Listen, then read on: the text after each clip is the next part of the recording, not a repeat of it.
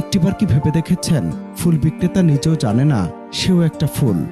শহরের ঝলমলে আলোয় যখন আমরা মুগ্ধ, তখন ঠিক পাশে কেউ লড়ছে বেঁচে থাকার যুদ্ধে। প্রশ্ন উঠতেই পারে, চাকচিক্যের এই শহরে অভাব কেন তার ঘরে? এই হৃদয় ছোঁয়া দৃশ্যটি সামাজিক মাধ্যমে তুলে ধরেন পাফেল চৌধুরী নামের এক তরুণ। ক্যাপশন দেন, ফুল যখন ফুল বিক্রি করে, আর তাতেই যেন কেঁপে ওঠে নেট দুনিয়া। মুহূর্তে ভাইরাল সেই ভিডিও হাজারো মানুষ দেখেছেন, অনুভব করেছেন, কেউ কেঁদেছেন, কেউ বা প্রশ্ন তুলেছেন সমাজের বৈষম্য নিয়ে। কারণ এই গল্প শুধু একজনের নয়, এটি আমাদের চারপাশে ছড়িয়ে থাকা অসংখ্য অজানা গল্পের প্রতিচ্ছবি।